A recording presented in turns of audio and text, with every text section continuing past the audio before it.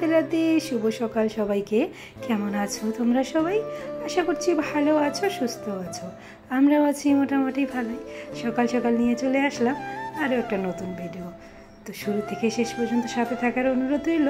আশা করি ভিডিওটা খুবই ভালো লাগবে। কিছুদিন আগেও প্রচণ্ড গরমে শরীরের অবস্থা, সবার অবস্থা খুবই খারাপ হয়ে গেছিলো। আর দুটো দিন থেকে এমন বৃষ্টি শুরু হয়ে গেছে, কি আর বলবো, সে বলার আর কোনো ভাষা নেই। আমার প্রচুর কাপড় চোপড় তো বের হয় হেসুর, তো সেগুলো তো একটু রোদের মধ্যে না শুকোলে হয় না। রোদটা থাকলে 2 ঘন্টার মধ্যেই কিন্তু পুরোপুরি শুকিয়ে যায় সুন্দর করে। আর এই যে কি অবস্থা এখন, শুধু জল জল চারপাশেই, একদমই ভালো লাগে না। তো আমি দেখো এদিকে একটু কাজ করে বাগানে জল টল ভরে রেখে চলে আসলাম রান্নার কাজে। সকাল সকাল সোনামাকে খাইয়ে নেওয়া হয়েছে, মা খাইয়েছে, তো সেসব আজকে শেয়ার করা হয়নি। সকাল সকাল একটু রান্না বাড়াটাও কমপ্লিট করে নিই। আমার জাহানার দিদিভাই আমাকে আগের দিনে চাল কুমড়োর বড়ার রেসিপিটা বলতে বলেছিল, তো আমি তো তখন ঠিকমতো বলিনি, তো আজকে বলে দিচ্ছি দিদিভাইয়ের জন্য। এই যে 2টো চাল কুমড়ো এনেছিল, ওই দিন একটা খাওয়া হয়েছে, আর একটা ছিল। তো এই বড়াটা করার জন্য কিন্তু একদমই কড়া চাল কুমড়ো লাগবে, ছোট একদম, তাহলে বড়াটা খেতে ভালো হবে। বেশি বাড়তি হয়ে গেলে কিন্তু ভালো লাগবে না। তো এরকম করে মা কেটে দিয়েছিল, চাক করে পাতলা করে চাক করে কেটে দিয়েছিল। তার মাঝখানে আর একটা পকেটের মতো করে রেখেছিল, একটুখানি কিন্তু রাখতে হবে। সম্পূর্ণ কেটে ফেললে কিন্তু হবে না, নাহলে এই যে মশলাটা আটকে থাকবে না আর কি। তো এইভাবে মা কেটে দিয়েছিল। তো এটাকে আমি নুন হলুদ দিয়ে হালকা ভাপ দিয়ে নিয়েছি, মানে অর্ধেক সিদ্ধ করে নিয়েছি আর কি। তারপরে এই যে মশলাগুলো এরকম করে দিয়ে দিচ্ছি। অল্প একটু মশলা দিয়ে হাতে চাপ দিতে হবে আস্তে আস্তে করে, বেশি চাপ দিলে কিন্তু সম্পূর্ণ বেরিয়ে যাবে। আস্তে আস্তে করে চাপ দিয়ে এরকম করে নিতে হবে, তাহলে মশলাটা দেখো কত সুন্দর করে ব্যালেন্স হয়ে গেছে সমানভাবে। তো এইভাবেই সমস্ত মশলাগুলো পুরগুলোর মধ্যে ভরে নিতে হবে। তারপরে যদি মশলা বেঁচে থাকে তো সেই পুরগুলোর গায়ে, মানে বড়াগুলোর গায়ে মশলাগুলো লাগিয়ে দিতে হবে, ফেলে দিয়ে কোনো লাভ নেই। দেখতে পাচ্ছ সমস্ত পুরগুলো ভরে নিয়েছি আমি। তারপরে আমি আতপ চাল ভিজিয়ে রেখেছিলাম, সেটাকে মা বেটে দিয়েছিল। তারপরে লবণ হলুদ একটু জিরে গুঁড়ো একটু লঙ্কা গুঁড়ো একটু কালো জিরে দিয়ে ভালো করে মেখে নিতে হবে সম্পূর্ণ মশলাগুলো। তো তোমরা যদি চাও বেসনে করতে পারো, আমার যেহেতু এখন বেসন নেই, আর বেশিরভাগ বড়াটা আমরা কিন্তু আতপ চালেই করি, তাহলে বেশি মুচমুচে হয় আমাদের কাছে। বেসন তো সবসময় হাতের কাছে থাকে না। তো দেখো এটা ভালো করে আমি ফেটিয়ে নিয়েছি। আর যেহেতু ডাল রান্না করেছি তার জন্য তো একটু পাঁপড় করতেই হয়, তাই না? তো বড়াগুলো ভাজার আগে আমি কয়েকটা পাঁপড়ও ভেজে নিচ্ছি এই তেলটার মধ্যে। তারপরে আমি বড়াগুলো একে একে ভেজে নেব। পাঁপড়গুলো ভাজার পর পাঁপড়গুলো ব্যবস্থা করে রাখছি এই যে প্লাস্টিকের মধ্যে বেঁধে রেখে দিলাম, তাহলে খাওয়া পর্যন্ত শুটো হবে না আর কি, মচমচেই থাকবে। আর তারপরে এক এক করে বড়াগুলো ভেজে নেব উল্টে পাল্টে, একদম মিডিয়াম লো ফ্লেমে দিতে হবে, আস্তে আস্তে ভাজতে হবে। বেশি জোরে দিলে কিন্তু ভেতরে কাঁচা থাকবে আর উপরে একদম পুড়ে যাবে। তো আস্তে আস্তে ভাজতে হবে এভাবে, যতক্ষণ না মুচমুচে একটা ভাব হয় ততক্ষণ ভাজতেই হবে। তো জাহানারা দিদিভাই, তোমার রিকোয়েস্টেড এই রেসিপি কেমন লাগলো অবশ্যই কমেন্ট করতে কিন্তু ভুলো না। ভালো লাগলে অবশ্যই কিন্তু কমেন্ট করবে। আর সবাইকে অনুরোধ করছি এই বড়াটা তোমরা একবার করে খেও, গরম ভাতের সাথে খুবই ভালো লাগবে। দেখো সবকটা বড়া কিন্তু আমি এখনই ভাজবো না, কয়েকটা রেখে দেবো, পরে ভাজবো। কয়েকটা দিন থেকে দেখতে পাচ্ছিলে যে কি রিচ খাওয়াটা হচ্ছিল। তো আজকে তো আমার একদম শান্তি মতো খাওয়া দাওয়া হবে। ডাল পাঁপড় আর হচ্ছে বড়া, এই দিয়ে সিম্পল রান্না বাড়া। আর এদিকে গরুর খাবারও জাল দেওয়া কিন্তু হয়ে গেছে। আর এদিকে চলে আসলাম পরবর্তী ডিউটিতে। আমার সোনামা খাওয়া দাওয়া করে ঘুমিয়ে পড়েছিল, তার জন্য তোমাদের সামনে দেখাতে পারিনি। ঘুমন্ত অবস্থায় দেখানোটা ঠিক না, অনেকেই বারণ করে আমাকে। তো দেখো আমার সোনামার কিন্তু এখনও পর্যন্ত ঘুম পুরায়নি। তো সোনা পাখিকে তো স্নান করাতে হবে, তাই না? তো অনেক ভুলিয়ে ভালিয়ে কত কিছু বলছি, সোনামা উঠো স্নান করতে হবে। যেহেতু এখন বৃষ্টিটা নেই, তো স্নান না করলে শরীর চড়ে যায়। এমনিতে বৃষ্টি হলে কি হবে, একটা গরম গরম ভাব কিন্তু থাকেই। তো দেখো সোনামাকে এদিকে সিঁড়ির নিচে স্নান করিয়ে নিচ্ছি আমি আর মা দুজনই। আর সোনামার কিন্তু প্রচণ্ড রাগ উঠে গেছে, তাড়াতাড়ি করে করছি, বেশিক্ষণ রাখলে আবার ঠান্ডা হয়ে যাবে। আর দেখো এই যে আকাশের অবস্থা, একটু পরপর টিপ টিপ করছে, কাপড় চোপড় তোলা হচ্ছে, মেলা হচ্ছে, এই হলো ব্যাপার।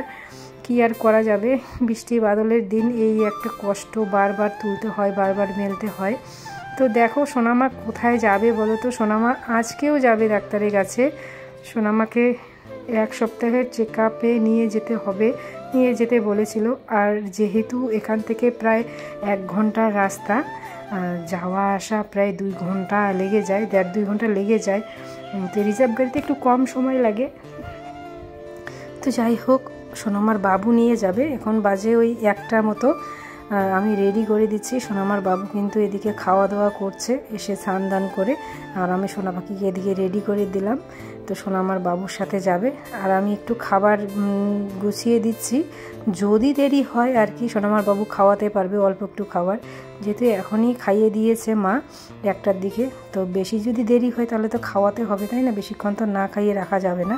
তার জন্য আমি দেখো এই যে, যদি সোনামা উল্টি করে তার জন্য অনেক কাপড় চোপড় দিয়ে দিলাম, সোনামার একটু খাবার দিয়ে দিলাম, সোনামার গরম জল দিয়ে দিলাম, আর 1/2 লিটারের মতো ঠান্ডা জল দিয়ে দিলাম। যদি কখনো উল্টি টুলটি করে তাহলে তো জল লাগবে বেশি করে। তো যাই হোক, সোনামার সমস্ত কিছু গুছিয়ে দিচ্ছি আমি এদিকে। আর তারপরে ডাক্তারের যত কাগজপত্র আছে সব কিছু গুছিয়ে দেবো।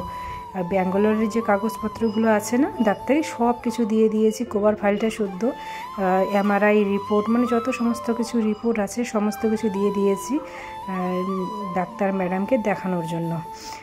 সোনামার বাবুকে বললাম যে সমস্ত কিছু দেখাবে, আর কি কি দরকারি কথা সমস্ত কিছু বলে দিয়েছি, যে কি খাওয়াতে হবে কি না খাওয়াতে হবে। আর একটা রক্তের ওষুধ দিয়েছিল জানো তো, 2 সপ্তাহ পর ওটা শুরু হবে। তো সমস্ত কিছু ওকে আমি বুঝিয়ে দিলাম। আর দেখো এই যে গাড়িতেও উঠে পড়েছে বাবা মেয়ে একদম। সোনামা কিন্তু ওর বাবুর কাছেও খুব ভালো থাকে, আর ওর বাবুর কাছে একদম নিশ্চিন্তে চলে যাচ্ছে। আর আমার যেহেতু একটু অসুবিধা হচ্ছে এখন গাড়ি ঘোড়ায়, বুঝতেই পারছো, তার জন্য সোনামার বাবু আমাকে বললে যে তোমার যেতে হবে না, শুধু তো চেক আপ, আমি নিয়ে যাই। দেখো চলেও গেল, দুগ্গা দুগ্গা করে ভালোভাবে চলে আসুক। তোমরা শুধু একটাই প্রার্থনা করো, আমার সোনামা যেন খুব তাড়াতাড়ি সুস্থ হয়ে যায়। আর দেখো এই যে বৃষ্টির কথা কি আর বলবো, একই ভাব, কাপড় চোপড় তো কিছু শুকোয়নি। আর এই যে 4টা বেজে গেছে, এতক্ষণ আমি অনেক গোছগাছ করলাম ঘরের, তখন আর ভিডিও করা হয়নি। ভিডিওটা এডিটও করা কমপ্লিট ছিল না, ভিডিওটা এডিট করে পোস্ট করে দিয়েছিলাম ততক্ষণে আর কি। 4টা বেজে গেছে, সোনামা এসে গেছে সোনামার বাবুর সাথে, ওরাও বাড়িতে ঢুকলো, তারপরে আবার ঝমঝমিয়ে বৃষ্টি শুরু হয়ে গেছে। আর দেখো সোনামাকে আমি জিজ্ঞাসা করছি, সোনামা তুমি আমাকে ছেড়ে চলে গেলে?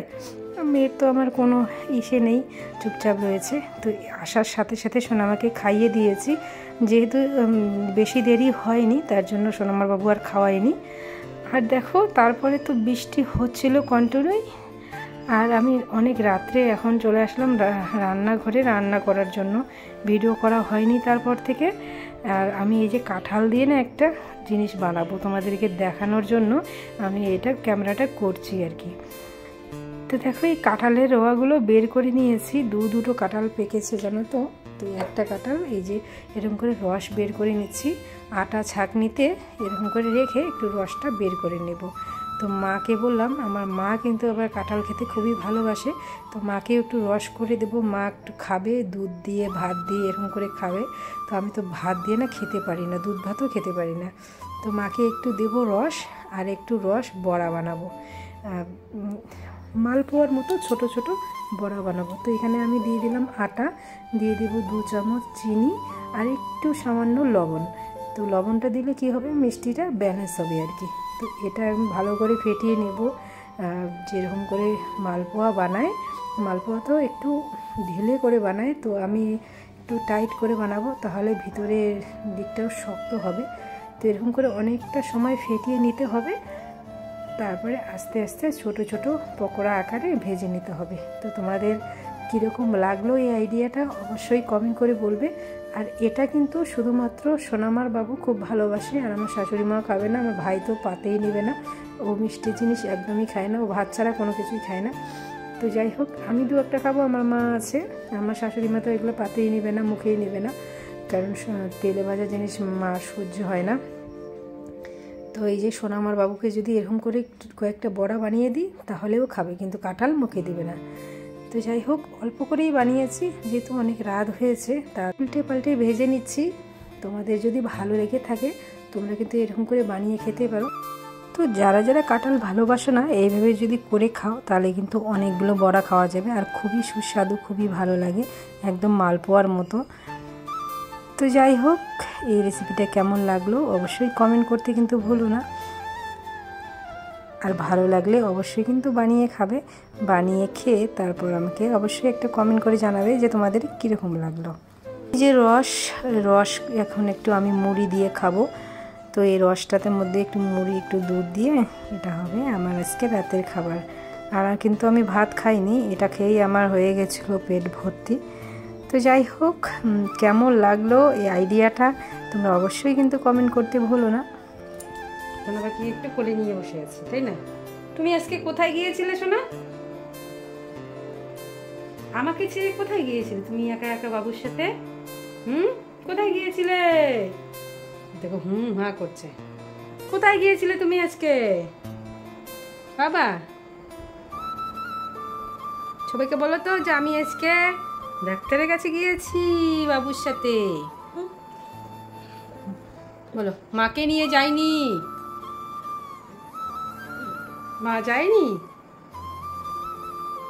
তো যাই হোক, ভিডিওটা বেশি আর বড় করছি না, আজকে আর বেশি ভিডিও করতে পারিনি কাজকর্মের, কারণ আজকে অনেকটা সময় বৃষ্টি হচ্ছিল, আর বৃষ্টিতে বাইরে বেশি হাঁটাচলা করিনি, ভয় লাগে, সারা উঠোন পিছলা হয়ে আছে, যদি পড়ে যাই তো আরও খারাপ অবস্থা হয়ে যাবে, তাই না?